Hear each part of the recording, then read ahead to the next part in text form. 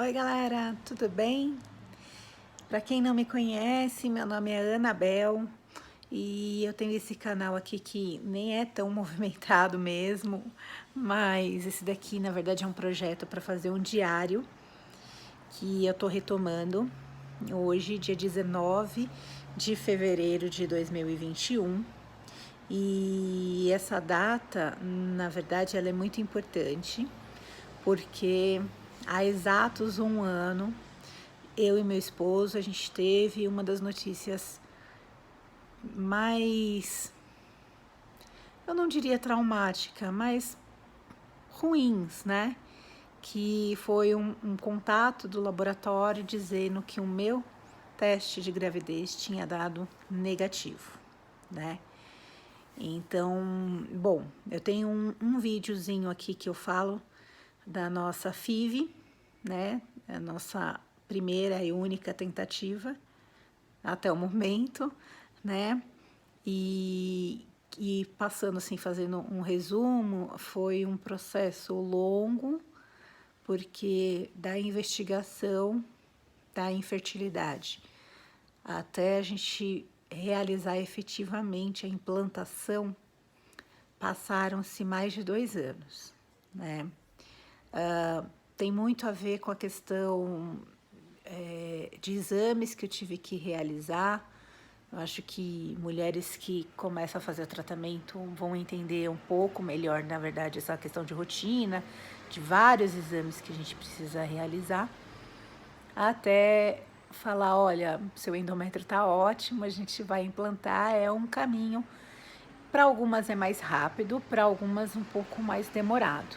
No meu caso, foi um pouco demorado também, porque eu fiz várias investigações antes e primeiro eu fiz, como meu esposo é funcionário público, eu comecei a fazer investigação no Hospital do Servidor Público.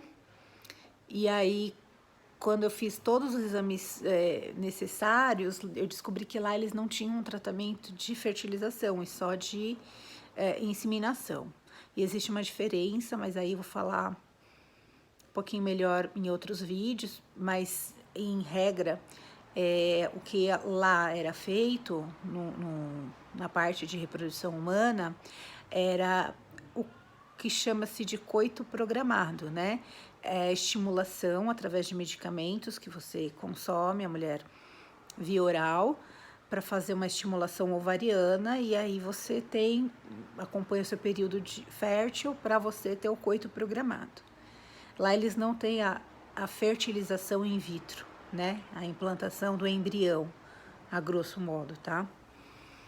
E aí, porque como eu já estava com 39, os médicos, eles falaram que, e como não era uma causa da nossa infertilidade, em regra, é uma dificuldade que eu tenho de engravidar, não é um problema de endométrio, não é um problema com as trompas, não é um problema que ele fala assim, olha, cirurgicamente a gente vai fazer isso, no meu caso, tá?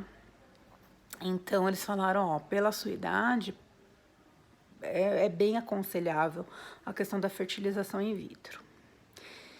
E aí eu fui pesquisar, né, clínicas que realizassem esse procedimento e sentei com meu esposo para a gente ver essa questão também financeira, que eu acho que é um ponto que às vezes as pessoas, pelos vídeos que eu acompanhei, passa e fala, mas é um ponto que no nosso caso, tá? Na nossa realidade era bem importante a gente sentar e identificar esses parâmetros, né? E quando a gente começou a investigar isso, a gente chegou numa clínica que é a clínica que eu fiz o procedimento, que fica dentro da faculdade, fica no complexo da faculdade ABC. Aqui eu moro em São Caetano do Sul, e é em Santo André, que é a Ideia Fértil, tá? Instituto Ideia Fértil, que é bem interessante. Primeiro que tem a questão da proximidade, né? Eu tô aqui a 15 minutos da minha casa, isso pelo procedimento de fertilização que são visitas constantes, principalmente quando está acompanhando a questão do crescimento dos óvulos e a questão do endométrio. Então você vai dia sim, dia não, né? Então para a gente foi algo que pesou, mas não só isso, tá? Eu fui verificar quem era a equipe médica, quanto tempo de experiência, quais os procedimentos que eles executam e quais as técnicas, porque hoje existem diversas metodologias de fertilização in vitro. E a gente foi estudar, eu e meu esposo, o que na Ideia Fértil eles praticavam. E como eu, para quem também me acompanha, eu curso biomedicina, na verdade eu concluí ano passado e agora estou fazendo a grade de estágio devido à pandemia, que não foi possível. Eu conversei com alguns professores, meu professor inclusive é geneticista, e ele falou, quem que é a equipe lá? Eu passei alguns nomes, ele falou, olha, tá em boas mãos, enfim. E aí, brevemente, para falar para vocês, porque tem um vídeo aqui falando da FIV, mas assim, o que acontece? O que aconteceu com a gente, tá?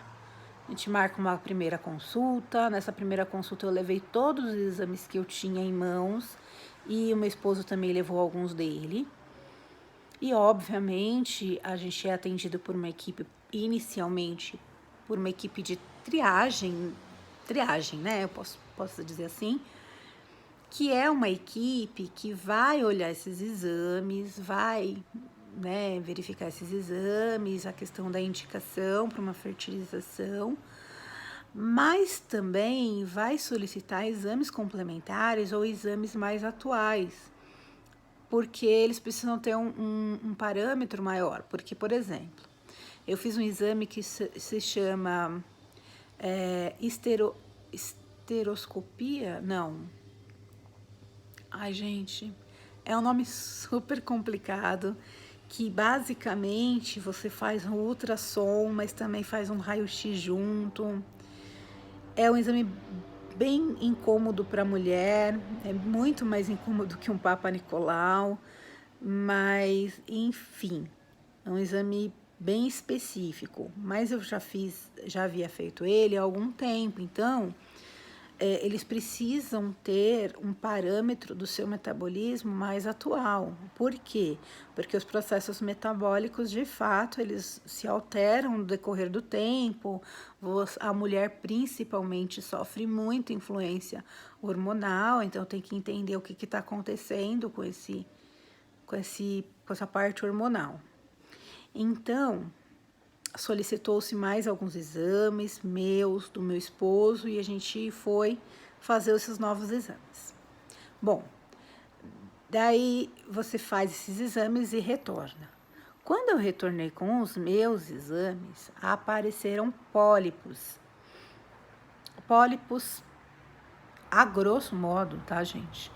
É como se fossem cistos, tá? Que podem influenciar no procedimento de fertilização. Porque, em regra, gente, a mulher ela tem que estar com seu aparelho reprodutivo, tanto o útero quanto os ovários íntegros para um procedimento como esse. Por quê? Para diminuir a possibilidade de algum desses fatores influenciar na falta de sucesso do tratamento, né? E aí identificaram pólipos que basicamente quando você faz, ele faz a retirada dos pólipos e depois, obviamente, vai passar por uma biópsia, né? E aí foi identificado os pólipos e aí eu fui primeiro tratar os pólipos, a retirada dos pólipos. Você faz a retirada dos pólipos, aí você aguarda a biópsia para saber, né, qual que é o diagnóstico. E isso demorou mais um tempinho. E aí, quando estava tudo ok comigo, vamos começar a estimulação. Aí que você entra na tratativa financeira também, para saber qual que é o tipo de medicamento que você vai tomar, como que vai ser o seu protocolo. Porque assim, ó, em regra, a fertilização, ela tem um valor X, Mas depende de cada mulher. Por quê? Porque depende de quais medicamentos que você vai fazer uso, como que vai ser a sua estimulação. E aí, quando você está fazendo a estimulação, você vai acompanhando, né, o crescimento dos seus óvulos.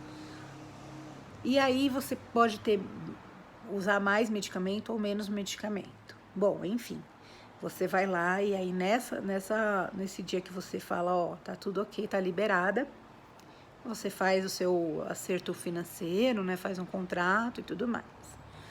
Ok. Aí o que acontece, gente? E aí, nisso tudo, obviamente, a sua cabeça, né, a da mulher, tá cheia de expectativas, né? Porque basicamente o que eu ouvia era assim, ó, seus exames agora estão ótimos, tá tudo certo. Então, por mais que você tenha um psicológico bem trabalhado, e lá eu gostei, porque os médicos eles são bem sinceros, e sinceros, quando eu falo sincero, gente, inclusive eles falam essa questão de que o procedimento de fertilização, por mais tecnologia que tenhamos hoje, por mais segurança, as melhores técnicas de congelamento, o, o, o armazenamento, enfim, por melhores equipamentos e técnicas e profissionais, existe a possibilidade de não dar certo, né? Por quê? Porque depois que, principalmente após a implantação, é algo que espera-se que o seu corpo, o seu organismo reaja como se fosse uma gravidez normal. Então você tem o espessamento do seu endométrio, é implantado um embrião que pode ser de 3 dias ou 5 dias, e aí vou explicar isso para vocês.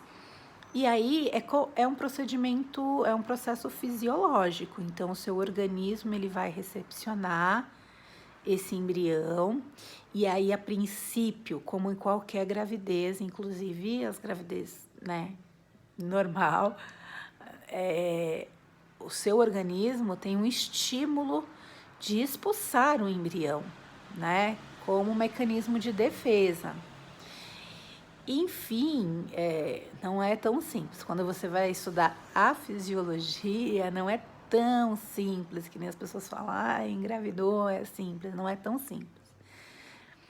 Mas enfim, mas você fica com muita expectativa, porque na sua cabeça, eu acredito, na minha cabeça, funcionou assim, nossa, eu estou fazendo um tratamento extremamente científico, com muita tecnologia, porque os métodos realmente evoluíram muito, vai dar tudo certo, né? E mesmo eu estudando, tendo uma visão de mundo bastante científica, é óbvio que eu fui fazer todas as receitinhas para melhorar, otimizar, né? Então, eu seguia mulheres que fizeram fertilização, que falaram, olha, eu comi principalmente após a implantação, abacaxi em jejum, porque ajuda o endométrio, fisales, que é aquela plantinha, aquela frutinha que é laranjinha, que parece uma florzinha linda.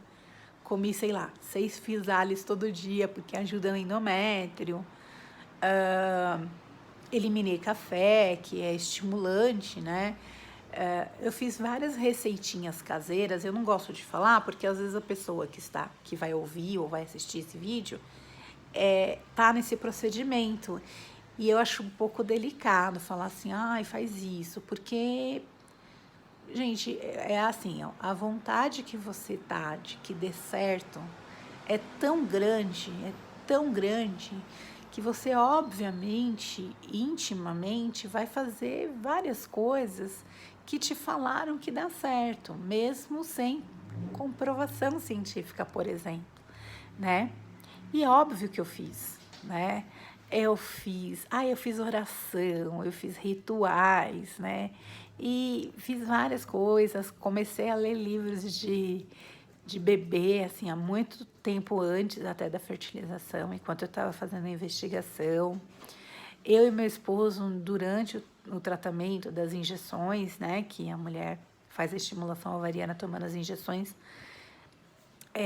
A gente foi ver berço, a gente viu quarto, a gente pensou metodologia educacional. Então, isso faz parte da fantasia, do imaginário, do momento que o casal está vivendo, né? E aí, a gente foi fazer estimulação, né? E meu médico, um fofo, falava assim para mim: ai, tá ótimo, tá lindo, seus óvulos estão lindos, né? Tá tudo ótimo. Então, na verdade, esse processo foi um pouquinho rápido, porque eu comecei a fazer estimulação. Ele falou assim: olha, não tem uma grande quantidade de óvulos aqui para a gente fazer a punção, que é a coleta desses óvulos, mas tem alguns já com um tamanho bem próprio, né, que você tem que acompanhar. Por isso que eu falei que a questão da proximidade da clínica faz diferença, porque no meu caso eu tinha que ir dia sim, dia não, verificar como que estava o meu endométrio, como que estava a evolução, né, do crescimento ovariano, da proliferação ovariana. E aí chegou um momento que eu lembro bem que foi uma quinta-feira, se eu não me engano, que ele falou assim: olha, existem 3 óvulos aqui que eles já estão num tamanho limítrofe, né, limite para ser puncionado. Então a gente vai marcar sua punção para segunda-feira. Aí eu, ótimo, né? Não vou fazer nada, e na nossa cabeça fica assim, né? Não vou fazer nada, vou ficar deitadinha, quietinha, bonitinha, pensando, levando pensamento positivo pro meu útero, pro meu aparelho reprodutor, que é lindo, maravilhoso e tal. Ok. E aí, no dia da punção, por isso que eu falei que depende de mulher para mulher. Tem mulheres que vão lá, porque o que acontece? Quando que você começa o tratamento? Eles pedem assim, ó, quando você menstruar, no dia de sangue vivo, né? No primeiro dia geralmente não, mas segundo, terceiro dia começa o sangue vivo, você já vem. Porque daí eles já vão fazer um ultrassom em você, transvaginal, para saber como é que tá essa questão proliferativa. Você foi, tá tudo ok, você já vai começar a fazer estimulação. Tem mulheres que já fazem estimulação com determinada, sei lá, ela começa a fazer estimulação com 1 semana já vai fazer, vai puncionar, já punciona, e aí entra aquilo que eu falei do D3 e D5. O que é D3 e D5? Depois que você faz a punção dos óvulos, no mesmo dia o seu marido, ou se não tiver marido, né, se for de banco de esperma, já vai fazer a junção, né, do óvulo com o espermatozoide. Já vai fazer a fecundação no mesmo dia. E aí, dessa fecundação, já vai para as plaquinhas. O que são essas plaquinhas? São umas plaquinhas com um meio nutritivo para que o embrião evolua. Então, na verdade, acontece a fecundação, aí as células vão começar a fazer as suas mitoses, suas divisões. E aí, fica nesse meio que é um meio enriquecido, nutritivo, vai para o congelamento, mas ele vai continuar o seu processo de divisão celular, que é o esperado. Então, a célula ela tem que atingir uma quantidade de divisões que na verdade, no fisiológico também acontece isso, para que esse embrião realmente tenha a possibilidade de crescer e se desenvolver, enfim. Então, o que é esse 3D e 5D? E aí, não é questão de opção, é um estudo, tá? Você vai acompanhar estudos. E aí existem clínicas que têm os protocolos voltados a fazer a fertilização somente com 5D. E tem clínicas que fazem com 3D também. Do que depende isso? Depende do protocolo da clínica que você escolheu para fazer fertilização, depende do seu médico, juntamente com o casal, para definirem juntos. Por quê? E aí eu vou explicar como que aconteceu no meu caso, tá? Quando fez a punção dos meus óvulos, na verdade, eu acho que eu puncionei 3 ou 4 óvulos. É esse material que ele vai ter, que o geneticista vai ter para trabalhar, para fazer a fecundação. Então, minha leitura, meu caso, quanto mais óvulos, melhor a escolha, né? Mais possibilidades o casal tem. Por quê?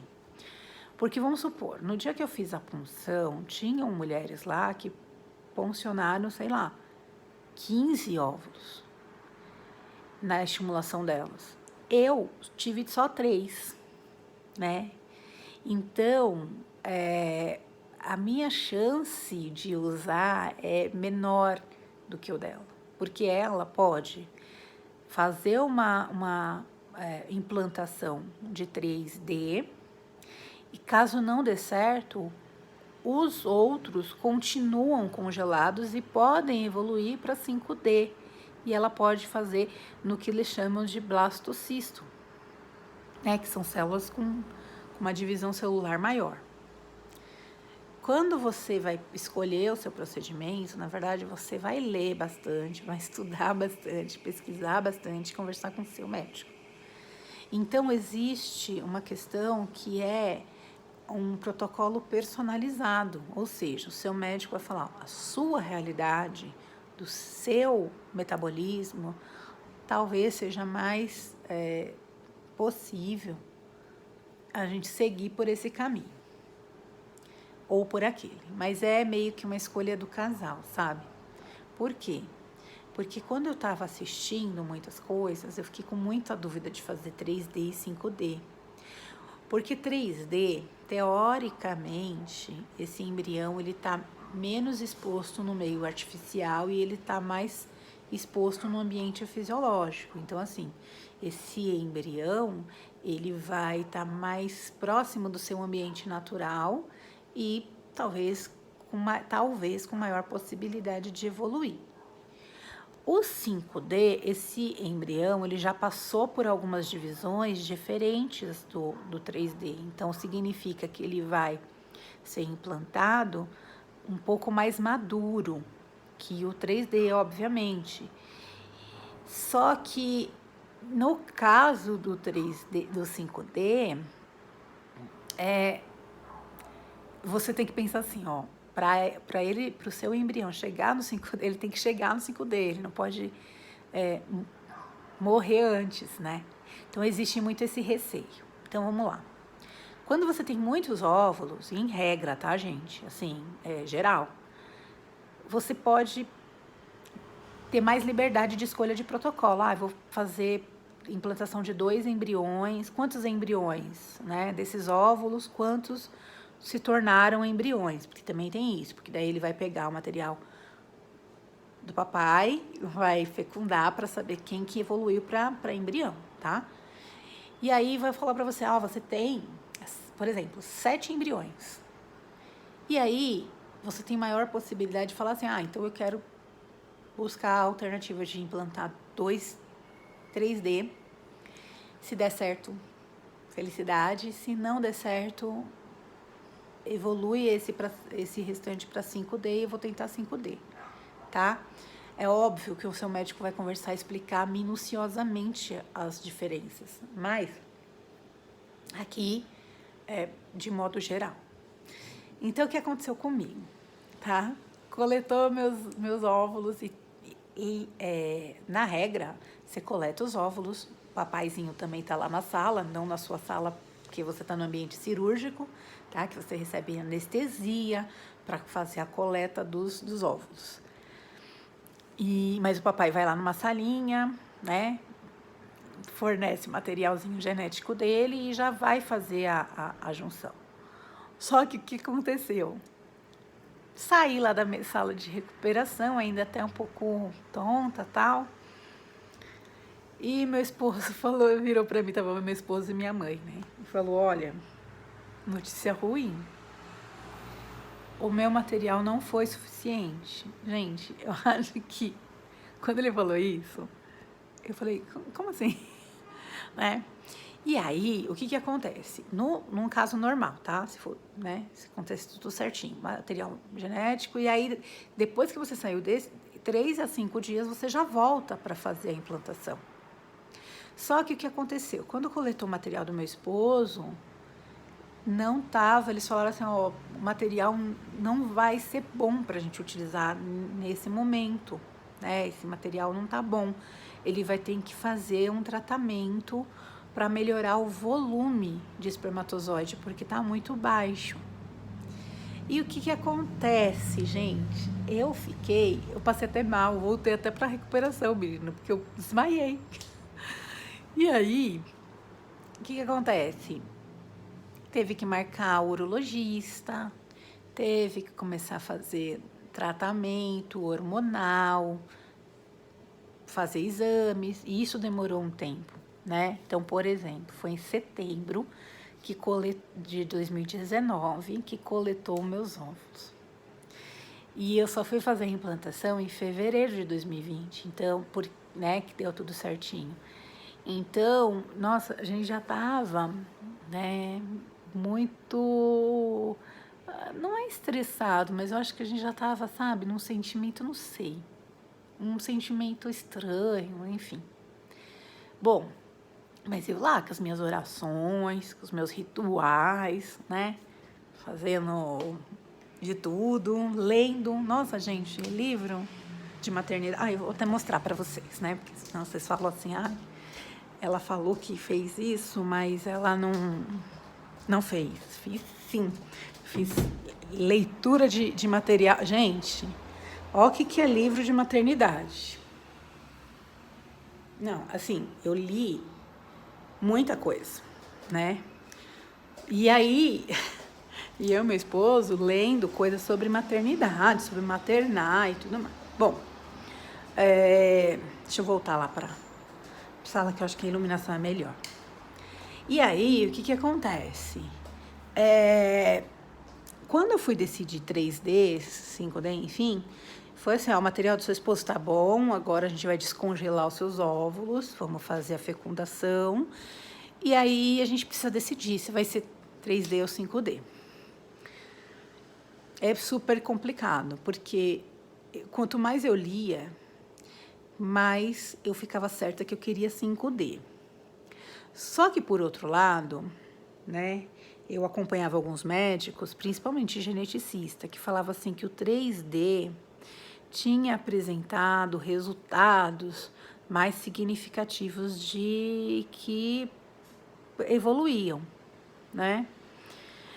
Então eu ficava muito balançada. Só que eu tive pouca quantidade de embrião. No fim das contas, no dia da implantação, eu tinha só 2 embriões para implantar. Um tinha regredido e 2 estavam muito bons, inclusive, porque daí você tem uma classificação, né? E a classificação, tipo, tava, sei lá, 9A, que tá muito bom, tá, tipo, muito provável que evoluam. E aí, a questão de quantidade de embriões, gente, existem alguns protocolos nas clínicas, tá? Essa questão do fantasioso do casal, de falar, eu quero gêmeos, coloca mais para ter, é bem contraindicado. Por quê? Porque o que acontece? Seja 3D, 5D, existem a possibilidade ainda, já no útero da mamãe, desse embrião se multiplicar, se dividir. Então, você imagina, né? Eu quero colocar 4, 5 para tentar gêmeos. E já pensou, né? Muito provável que tenha muito mais multiplicações, entendeu? Então, na verdade, fica incompatível com a vida. Então, é uma técnica desfavorável. É óbvio que você, quando você vai ler, principalmente vai acompanhar algumas coisas, vocês percebem que existem mulheres e casais que acabam meio que forçando uma barra, eu quero colocar mais, mas existe um protocolo muito ético, existe um conselho de ética, existe um protocolo bem desenhado com relação a isso, tá? Então, no meu caso, eu já sabia que eu ia colocar no máximo 2. porque mesmo que eu tivesse mais embriões, eu iria colocar por implantação 2. E aí chegou no dia você vai pro centro cirúrgico, mas você não tem anestesia nem nada. E aí é assim, gente, eu não sabia, né, porque eu li e tudo mais, você tem que encher muito a bexiga na mulher, né? E aí os comentários da sala, que existem outras mulheres que também vão fazer a implantação, né? É só assim, gente, quando eles fizerem a minha implantação, eu vou fazer xixi, né? Tipo, eu vou fazer xixi. Porque você tem que estar com a bexiga muito cheia, né? E aí você vai receber um catéter que vai jogar lá o embrião. E aí, é assim, você não consegue ver. Gente, é uma coisa, sabe, que você não consegue ver. É um olho nu e enfim. Então, o que você vê é assim, eles colocam o embrião juntamente, vai, com um material que é um material que você vai conseguir ver na telinha que está entrando no seu útero. Mas, assim, não é um embrião, porque você não consegue ver. Não tem possibilidade de você ver. E aí, é uma coisa até meio fantasiosa, porque você vai lá, vê um catéter, entra em você vê uma coisa entrando em você, um negocinho, mas você sabe que não é o embrião, mas é o embrião junto com alguma coisa. Então é uma coisa doida, né? E aí você fica lá, daí você pode fazer xixi. E aí, na cabeça, gente, eu acho que a gente fica uma tensão que a gente fala assim, ai, mas se eu fizer xixi, será que eu vou perder meu bebê? A gente ri agora, porque é uma coisa assim, inimaginável de que você pense essa idiotice, né? Beleza. Daí você vai pra casa. E aí você não quer se mexer, gente. Mas, gente, pensa comigo, a mulher que vai lá, né, tem relações normais, Gente, o negócio é tão piquititi, tão, sabe? Tem mulheres que vão descobrir que estão grávidas após 3 meses. Mas a gente sai de lá, todas, pelo menos todas que eu conheci. A gente sai de lá que a gente não quer nem colocar o pé no chão, com medo de sair. Ai, gente, é uma coisa tão doida, né? A nossa cabeça, nossa psicológica é doidíssimo. Porque daí eu vim pra casa, minha mãe e o Fábio, minha mãe e meu esposo, falaram assim, não fica de repouso. Eu falei, gente, é vida normal, né? Porque é vida normal mesmo. O que eles pedem, obviamente, como você fez um procedimento, para você evitar atividade física e tudo mais nesses dias, porque efetivamente é diferente de uma gravidez normal. Em qual sentido? Que você sabe que foi implantado alguma coisa em você. Quando você tem relações e engravida naturalmente, mesmo que você fale assim, mas a mulher continua fazendo atividade física e tudo mais, tudo bem, gente, mas assim, você saber que você tem alguma coisa, você fica com muito receio, né? Então eu fiquei mesmo, tanto que na faculdade, eu acho que 2019, que eu estava nessa tratativa, para o comecinho, obviamente, de 2020, foi o período que eu faltei tanto, porque, né, vou fazer a punção, tem que estar relaxada, não vai na faculdade. Né? Então, enfim. E aí, você vem para cá. Gente, você vem para casa para esperar os 12 dias para fazer o exame. Gente, é o pior período da vida. Por quê?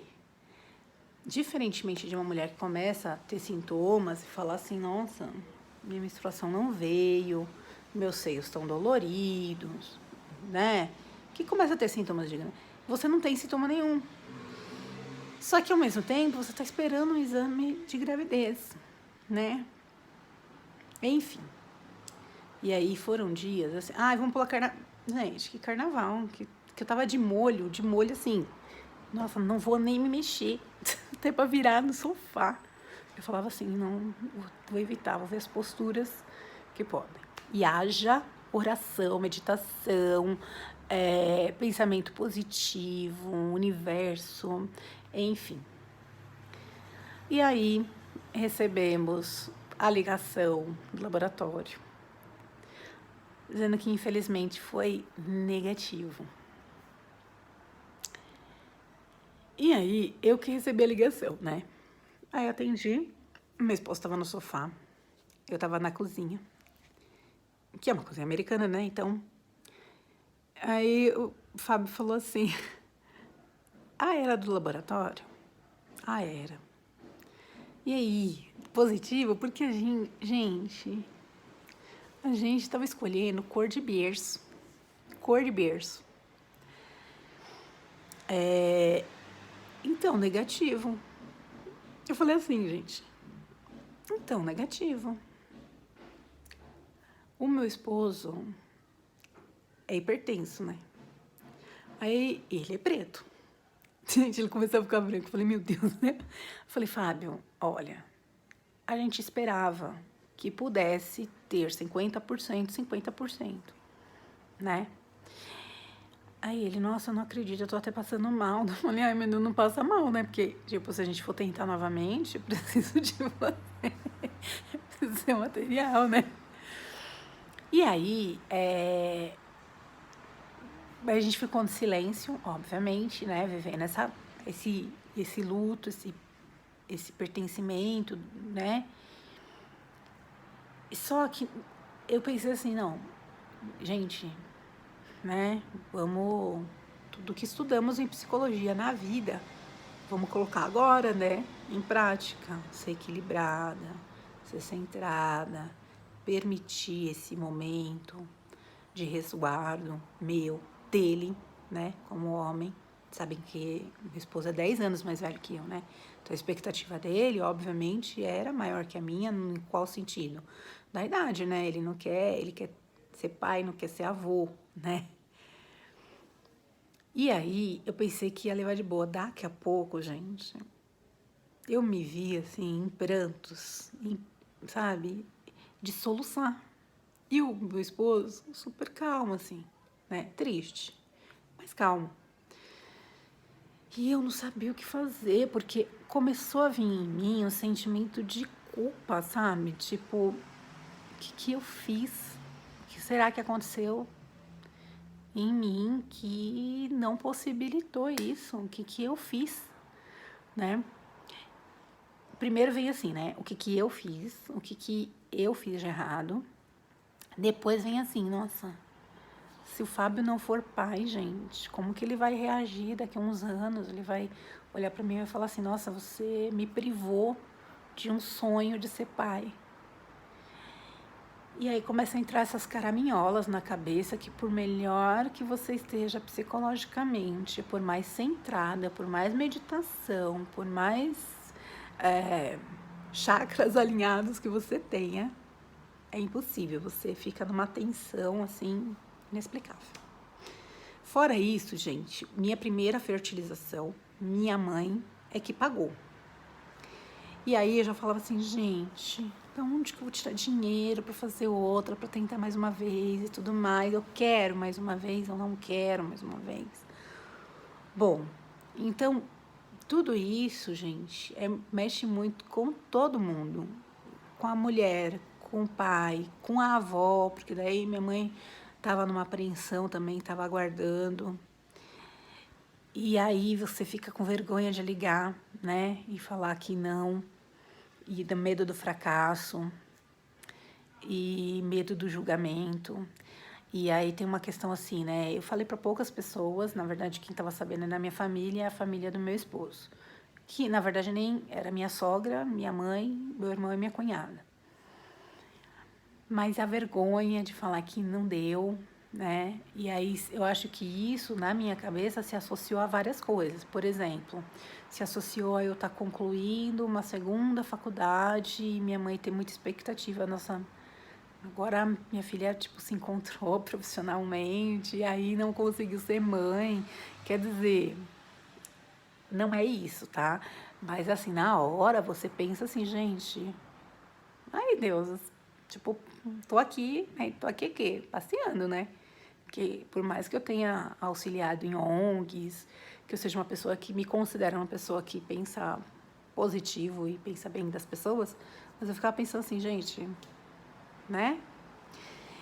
Mas enfim, e aí essa é a nossa história. E aí depois desse balde de água fria, que foi um processo muito doloroso, por mais simplório que possa parecer. E aí a gente não sabia muito o que falar um pro outro, foi uma semana estranha e tudo. Daí, em março, veio a pandemia. Gente, eu tô há 1 ano em casa, né? Já fiz artesanato, que não é uma coisa que eu tenha muito apreço, assim, mas comecei a fazer crochê com fio de malha e tô gostando, né? Tá sendo terapêutico. Estudei, assim, obviamente que ano passado a gente teve aula online, então eu tinha aula todos os dias, que eu acho que foi uma força, assim, para eu colocar minha cabeça para pensar. Fora isso, fiz muitos cursos de atualização na área de estética, que é a área que eu atualmente trabalho, né? Tento atender, né?